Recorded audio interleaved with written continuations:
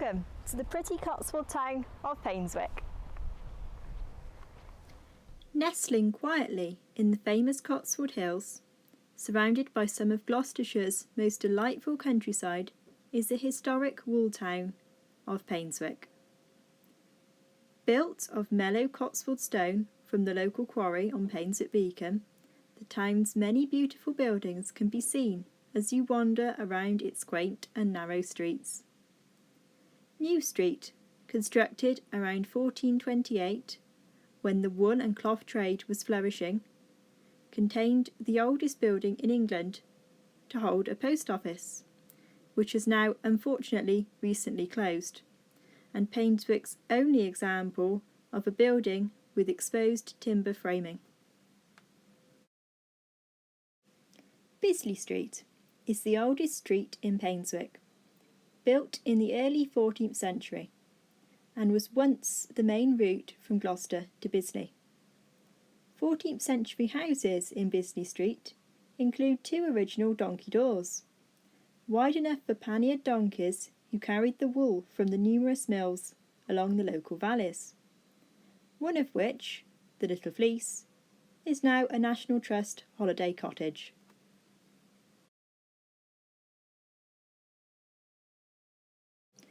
Vicarage Street was once the main road to Cheltenham. Until recent years, many small shops and a cider house existed alongside tiny wool workers' cottages housing large families. On the south side of Vicarage Street, however, are some large, elegant 17th century houses. Also on the south side of Vicarage Street stands the Friends Meeting House, built in 1706.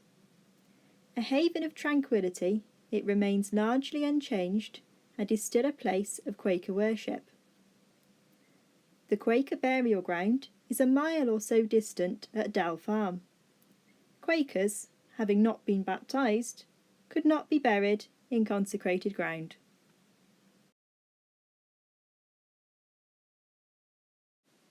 The Baptist Chapel, on the corner of Bisley Street and Vicarage Street, was built in 1806 by the Wesleyan Methodists, but was sold to the Baptists in 1831.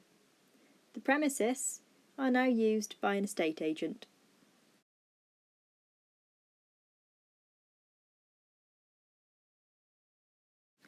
These stocks were placed here in 1840. They are made of iron and, because of their shape, are known as spectacle stocks.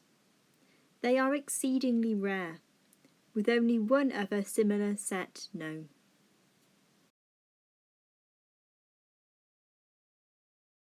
Today, there is a variety of small shops and galleries to browse around, with pubs, restaurants and tea rooms that serve good food. Painswick is proud to be a fair trade town.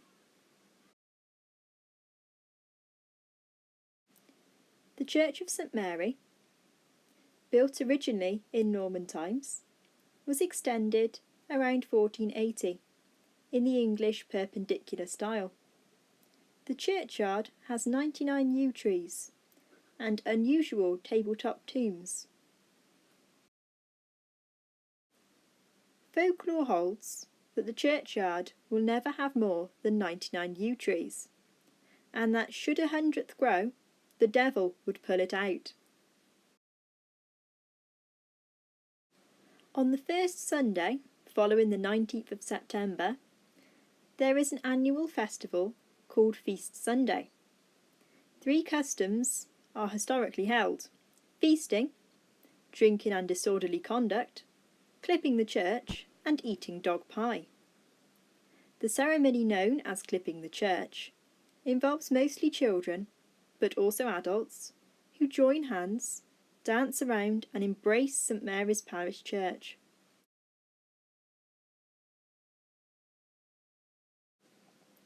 During the English Civil War, the church was occupied by parliamentarians, but in 1644 the Royalists recaptured the village. However, after severe fighting, bullet and cannon shot marks remain on the church tower to this day. This inscription was carved by an imprisoned Puritan soldier during the siege. It reads, be bold, but not too bold."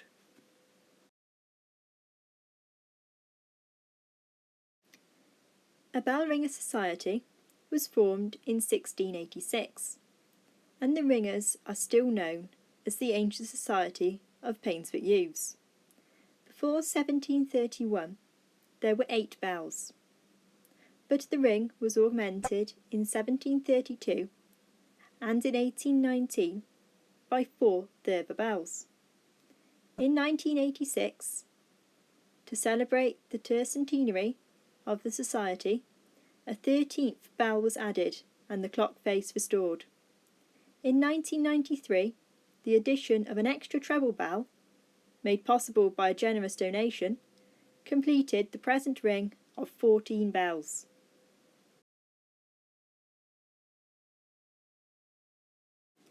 The countryside around Painswick, with large areas of National Trust woodlands, is ideal for bird watchers and wildlife enthusiasts. Undulating areas of pasture land fall into the Wick stream, which supplied the power for the woolen mills, which can still be seen along its length. I hope you have enjoyed watching and have learnt something new about Painswick. My name is Kate Rendell from Gloucester Filmmakers. Thank you for watching.